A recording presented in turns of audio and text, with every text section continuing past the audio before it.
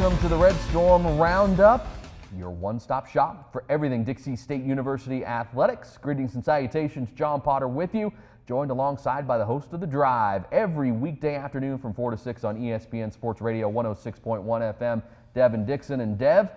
Things turning to the winning ways for the Red Storm. We've got a lot to cover in today's show: football, volleyball, soccer, cross country, everything your heart could contend and love in this show today. Oh, I can't wait. We get to talk with Coach Felder coming up a little bit later. We got some highlights, a win for the football team. How big is that after 2 weeks out on the road to get that first GNAC win? Confidence builder heading into a tough matchup back at Hanson Stadium this week with Simon Frazier. We'll preview that a little bit later on in the show. It's a good week to be a part of the Storm. We'll hit all the sports capsules as well for our soccer and cross-country teams. Let's go ahead and start with the football review. As you'll see the scoreboard come up, Dixie State going to Humboldt State and picking up a big W by the score of 49-20.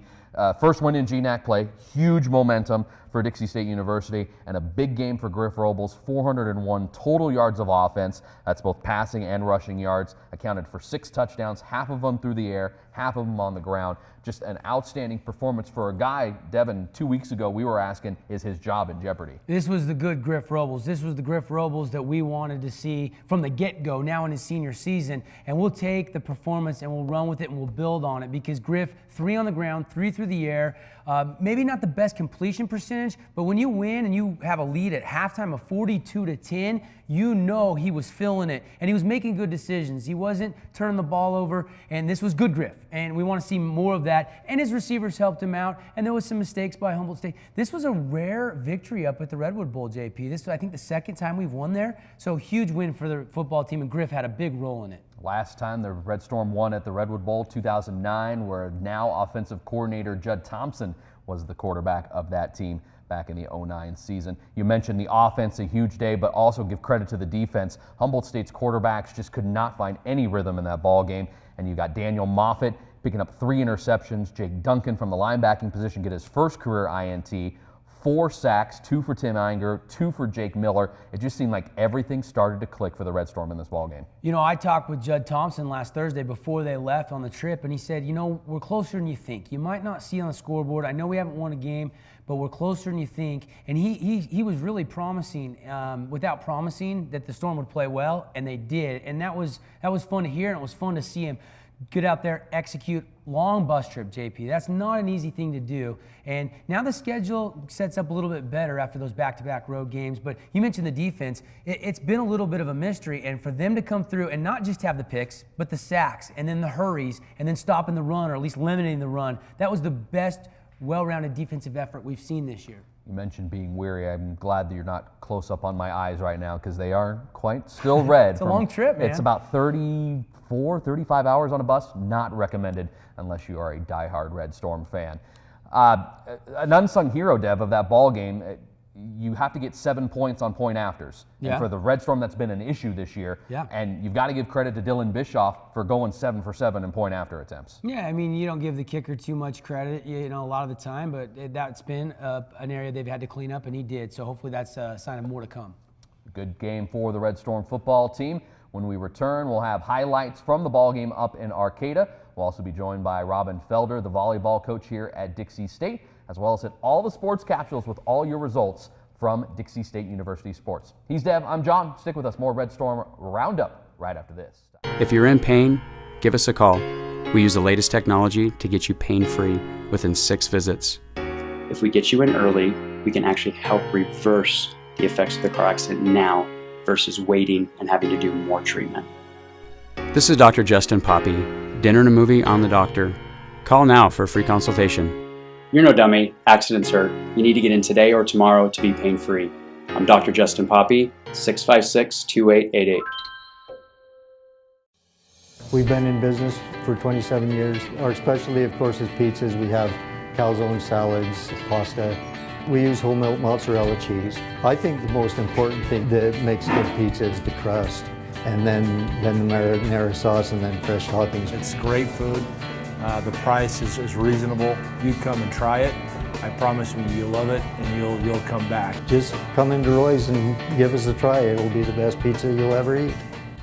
Roundup continues here. John Potter and Devin Dixon with you. We've talked a little bit about the football game, breaking down some of the individual performances, but we take you inside the Redwood Bowl in Arcata, California for the highlights of the ball game as Dixie State defeated Humboldt State in GNAC play. Here's the first touchdown. Griff Robles in the first quarter to a wide open Mitch Fry back in the end zone. Easy touchdown. Tied the game up at 7. That's just a slant route, and he was just blown coverage wide open. This is the defense rolling out. Morris, the quarterback for Humboldt State, trying to evade the rush, which the defense was perfect all night. And then Daniel Moffitt comes in and picks off one of his 3 interceptions for the day, bringing it back into Humboldt State territory. Then later on, Griff Robles taking it in from 1 yard out, just kind of using Miles Burton as a blocker, goes in, one of his 3 rushing touchdowns for the game. That's a smart play right there. You got to, as a quarterback, make the right read. Probably could have gave it to Miles, but to follow him through was the smart play in that circumstance. Humboldt State started to come back. Here's Joel Davis, an 18-yard scamper right up the middle of the gut of the Lumberjack defense, gets into the end zone after being caught at the 1 yard line. Humboldt State started to make a move in the third quarter, scored a couple of touchdowns. This is the last play of the third quarter, and Griff Robles using his feet to account for over 100 yards of total offense on the ground, cuts to the middle and finds wide open space at the numbers, goes 65 yards, and that cut down the over 6,000 people in the stadium that were starting to get riled up in that ball game. You know, Griff, if he sees green daylight, he's actually a very good runner right there, longest of his career, if I'm not mistaken. Yep, and this is the capper in the fourth quarter. Jodon Duncan inside the numbers, bumped to the middle, wide open for a touchdown, gets past the defender into the end zone, and that's how the Red Storm capped off that victory. Huge win for Dixie State. The offense rolled, but if you look at the last couple of weeks, Dev, the offense really has not been the issue, be it Griff Robles or Brody Garr 2 weeks ago, and the quarterback controversy that ends up not being. Last week at Western Oregon, you put up 30-plus points. You just didn't get the defensive effort. This week, you get the big defensive effort to complement the offense, and it ends up being a big Dixie State win. Yeah, and folks, I don't know if you realize, but this Humboldt State team was picked to win the conference. And for us to go and get our first conference win up there is huge. And you're right, JP, this defense has given up too many points, and they haven't had as many takeaways. Takeaways are huge. You saw great field position off the takeaways. It really flipped it, and it really just took the air out of the bubble up at Humboldt State. And you know, and then the offense had to follow through and execute. I mean, but it's kind of interesting when you get to college sports. It's offense and it's the defense. But I really think we're starting to see these two units come together more. And if that continues to even gel as we progress through the season, watch out. This team is not out of the race in the GNAC right now. Dev, what we didn't show you was Humboldt State took the first possession of that ball game and marched right down the field for a touchdown. They took a 7-0 lead.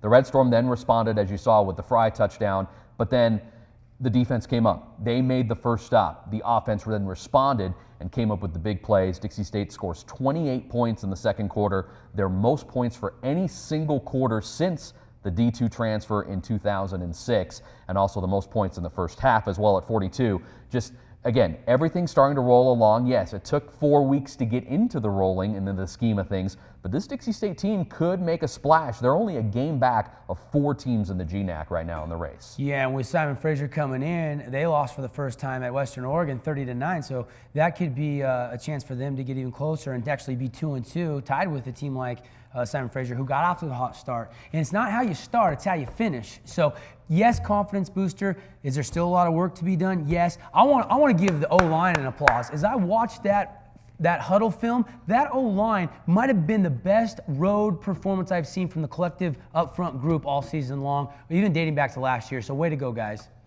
You only get 2 sacks of Griff Robles. That's compared to, 2 years ago when there were 10 sacks in a ball game. Compared That's to what a our humongous effort. What was our rushing yards the first couple of weeks? I mean, and then look what we did on the ground.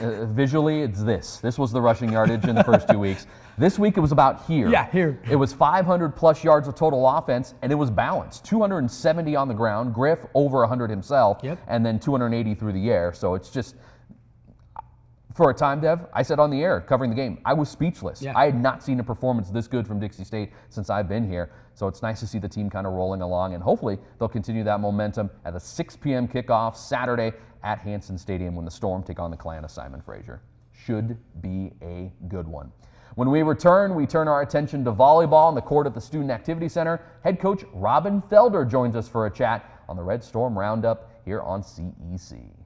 Why is Salisbury Homes the #1 builder in southern Utah? It's simple. Unmatched quality, more selection, and happy homeowners. You'll love seeing prices less than buying an existing home. Amazing locations and a 45-day build schedule. The time to build is now, before prices go up. And with Salisbury, choose from dozens of floor plans, all beautifully designed, and you pick your own colors and finishes. Visit alwaysaffordablehomes.com today or call Kim 801-404-6041. Salisbury Homes.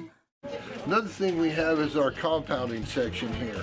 We brought it out front to let you watch as they are making the different compounded prescriptions, whether it's troches, lollipops, creams, capsules. It's fascinating to watch it, and they can do that here, and yet it's very safe and no one's going to be harmed. Friendly service and a pharmacist who knows you by name. Stapley Pharmacy, your complete family pharmacy. We'll have you out the door in 10 minutes. Welcome back to the Red Storm Roundup. Time to talk Dixie State volleyball. As you can see, we're joined on set by head coach Robyn Felder. But before we chat with the coach, let's take a look at how the Red Storm have done over their past handful of matches.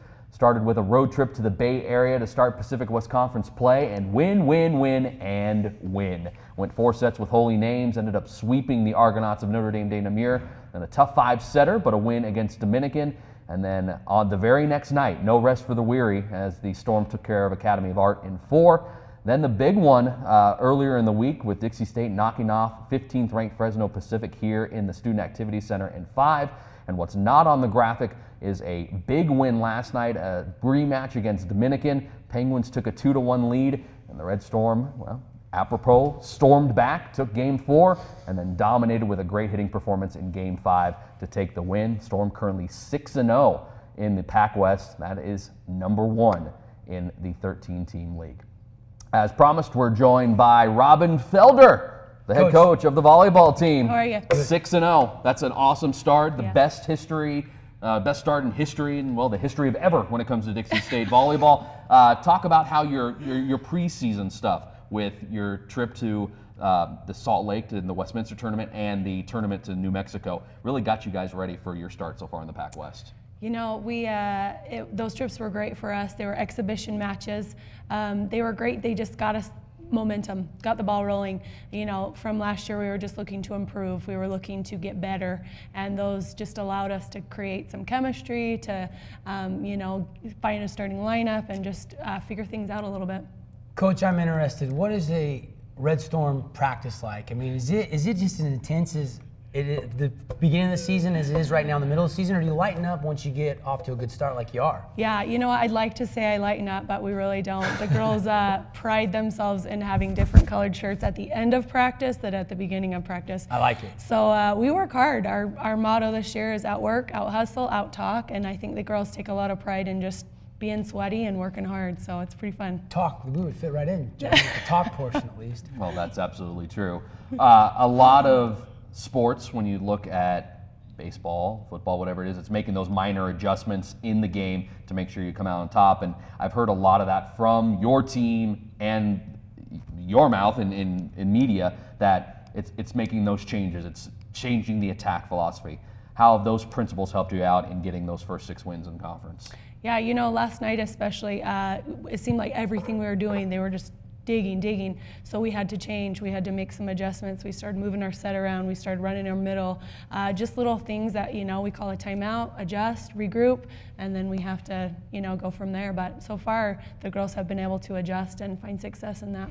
What has been the biggest strength of this team? Has it been the defense, the offense, and who's really led, and who are you really proud of the way they're playing early in the year? You know, our defense right now is pretty stellar, you know, but you can't get points off of defense. Right. So, you know, it helps that we've had some JUCO kids coming in, consistency. You know, we just haven't had those highs and lows that we had last year. We've just had that solid, some kids really coming up solid. You know, Shannon Young's been solid all year. 2 JUCO transfers, Maddie Rex and Kendall Wayland, have come up and really done a good job, not to mention our liberos just been chewing everything up in the back row. A little teaser, we're going to name one of your players as Athlete of the Week in an upcoming segment, so a little teaser there. But you've gone 6-0 to start in conference play. You've got a tough opponent coming up this Saturday in Azusa Pacific, who seems to just beat up everybody, including a common opponent in Fresno Pacific they beat in 3. What do you expect from that match and upcoming matches in Pac West play? You know, Azusa's going to be tough. That's all there is to it. You know, we've scouted them.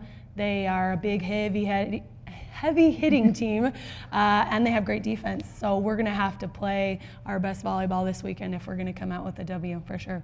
Biggest thing you're adjusting, not in game, but just overall, what is one of the things you're trying to really improve upon right now? Right now, it would definitely be offensive consistency, you know, and just our momentum. We come up with big swings of momentum, and then it seems like we kind of just take our foot off the gas a little bit. So definitely just keeping that high level of energy the whole game. Azusa Pacific on the schedule for Saturday, and then more Pac West volleyball in the immediate horizon. We're joined by Robyn Felder, the head coach of the women's volleyball team. Again, 6-0, nothing to seize at. Congratulations on that start. Keep and it thank going. you for joining us. Yeah, just keep it going. Awesome work. Thank you. We'll be back with more of the Red Storm Roundup sports capsules when we return right after this.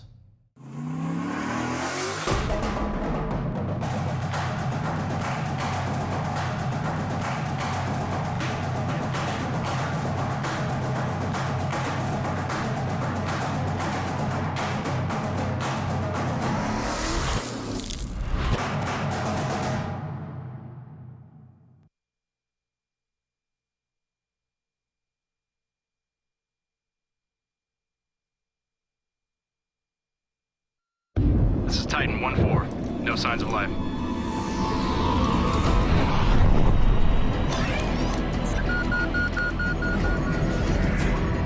Titan 1-4, hold your position. What do you got? Unmanned aircraft is identifying enemy sniper. Copy that. Let's move.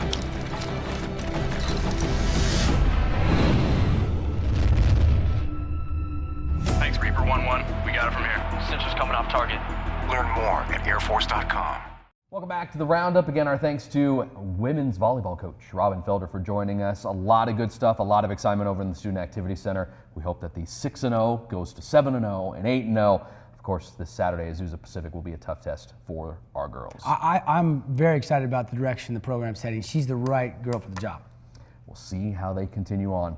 Let's go ahead and talk other sports as we hit our capsules for this week. We'll start out over at Hanson Stadium with our soccer programs.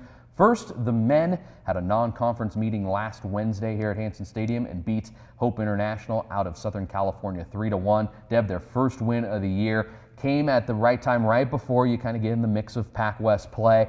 Unfortunately, they weren't able to withstand the momentum as they got, well, if we're being honest, pretty much shellacked by Hawaii Pacific 5-1. But some bright spots individually. Eric Schallenberger, 3 goals and an assist in those 2 matches. Sean Jenny, a freshman, an absolute rocket of a free kick for a goal against Hope International, which ended up being the game winner. And then last night, continuing in Pac West play, starting out game number 2 of the 4-game Pac West set, and Dixie State University's men kind of returned the favor after being blown out. They get a 5-0 win against a Chaminade team that has not gotten a win so far on the season. And Schallenberger added a goal. Sean Jenny had another big rocket shot on a free kick, but a nice kind of bounce back win for the Red Storm last night. Oh yeah, and you got to love that if you're Coach Ortiz. You know, you don't like the loss, but you like the way your kids responded. And they're trying to infuse some young talent with some guys that are back. And so let's hope that they continue to make progress and off to 1-1 in conference start.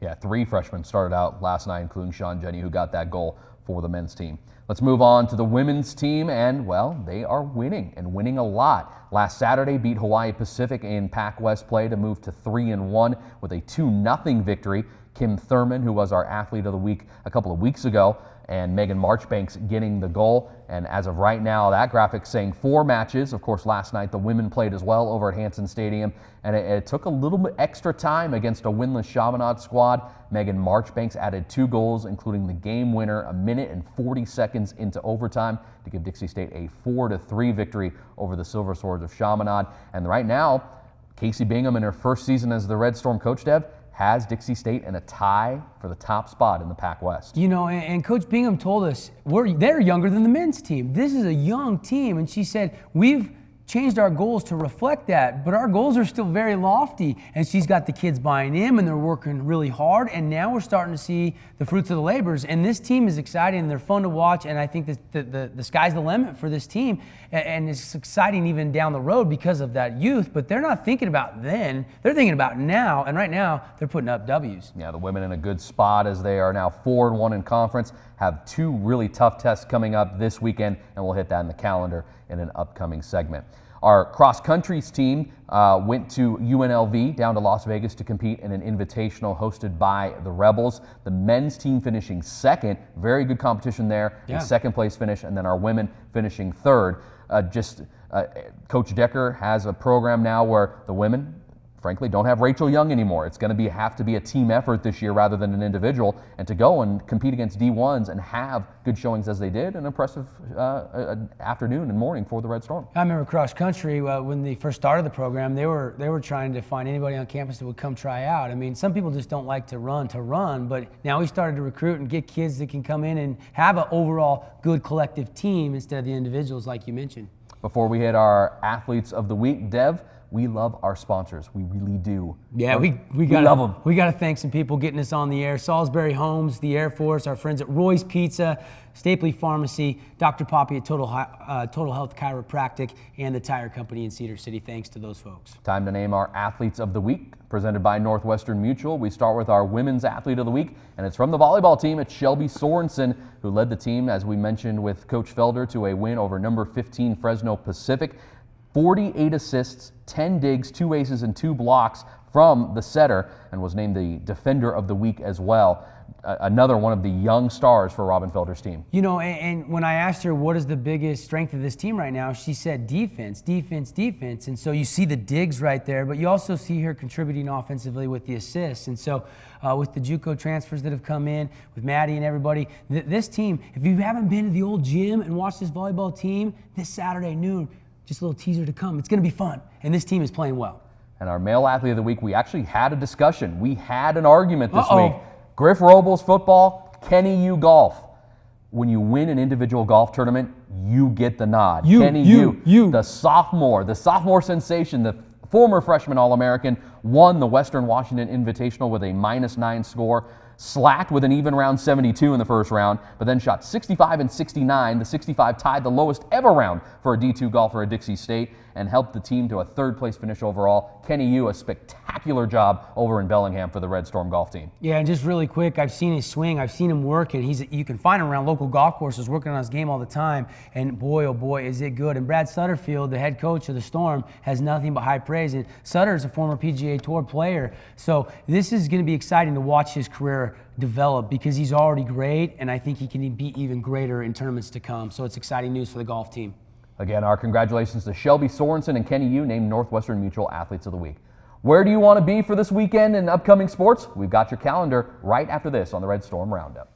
The more you ride bikes, the better life is. The deals from Bicycles Unlimited are rider-friendly. Since 1974, Southern Utah's premier bike shop has certified bike technician repairs, tires, tools, tune-ups, and more. With the largest array of bikes for all kinds of terrain. Their inventory is huge with top brands, road bikes, mountain bikes, comfort bikes, all kinds of bikes. For maximum fuel efficiency, minimum pollution, or to maintain weight control, come to Bicycles Unlimited, downtown on the corner 90 South, 100 East. Don't forget a helmet. Okay, you're all set. Wow, that was easy. Man, I'm having a hard time working. I know, this Monday's killing me. Monday already?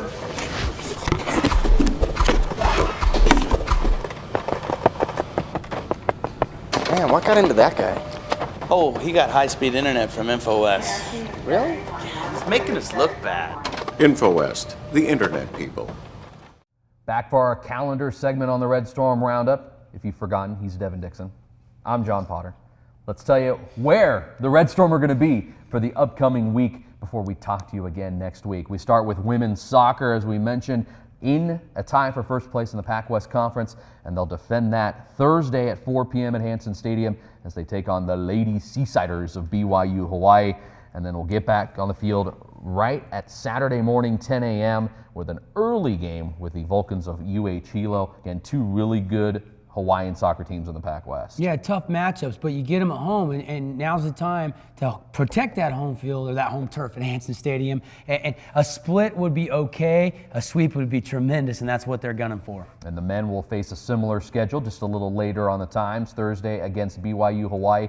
I've called the Seasider men's soccer team the most schizophrenic team in the Pac West. They'll post a 5-0 victory against one team, and then the very next match they'll go scoreless and lose 3-0. So which Seasider team are we going to see Thursday at 7:30 is the question. And then UH Hilo will be there Saturday at Hanson Stadium. Kind of a very busy day Saturday, as you'll see. Volleyball in the Student Activity Center, as Coach Felder told us, a noontime start against Azusa Pacific. They are undefeated in Pac West play. They've only lost 2 matches thus far. They are big, they are powerful, and they are going to be the biggest threat that comes into the Student Activity Center so far this year for DSU. Yeah, and you got to get up for this game, and I don't think Coach Felder have any problems motivating their team. They kind of have a bullseye on their chest right now, and this is a home match, and it's going to be very exciting. So noon on Saturday, if you're looking for some fun action, get down to the old gym. I think this could go 5, JP. It probably will go 5 if I had to guess, and this would be a big marquee win. They've had some big ones. This would be the signature win on the season so far if they're staying undefeated. Yeah, we'll go 7-0 and a huge start to the Pac West season. And then as you kind of see everything kind of interweaves within, interwoven, whatever you want to, past tense, present tense. The soccer matches at 10:30, volleyball at noon, then more soccer, and then it caps off at the nighttime, 6 o'clock, as the Red Storm football team will be back at Hanson Stadium after being on the road for the last 2 weeks. And they welcome in the clan of Simon Fraser, the team from BC, Canada, for a GNAC ball game. The Red Storm 1-2 in conference, the clan 2-1, so a chance to kind of even up the record. And if you look at the history of this series, Dev, Dixie State took the first 3 games of the series, pretty convincing fashion, even in the last one 2 years ago at Hanson Stadium. But since then, it's been Simon Fraser in the series. A triple overtime win in Burnaby to kind of start the series, and then they swept it last year with some pretty convincing victories. This is a classic matchup between Dixie State and a high-powered Simon Fraser offense. You know, and you back to that triple overtime game last year. That was the game where the defense took that one, said that's on us. And the Clan have a really good quarterback. This kid can sling it. They're going to have to get pressure on him. Crowd's going to have to get into this game. Griff's going to have to stay on point like he was in that win last week. If they do that and they protect Hanson Stadium, back to 2-2, and all of a sudden the whole season turns around. You got that first one, you got that monkey off your back. Now you protect that home field, you get a win, and it's going to take special teams, defense, and offense, a collective team effort. They're going to have to be focused. The game plan's going in right now, and it's have to be executed. But I think this is a very winnable game against a good GNAC team in Simon Fraser. Check for Coach Brumfield's 3 T's: time of possession, turnovers, and third down possession. It's going to be huge. 6 o'clock at Hanson Stadium. If you can't be there for whatever reason, Dev and I have you covered on ESPN Sports Radio 106.1 FM. Our friends here at CEC have the coverage on the television side as well. Our thanks to Robyn Felder for joining us in the studio. He is Devin Dixon. I'm John Potter, and this has been the Red Storm Roundup on CEC TV. We'll catch you next time. The preceding program was produced by the Community Education Channel and is available online free at vodov.com.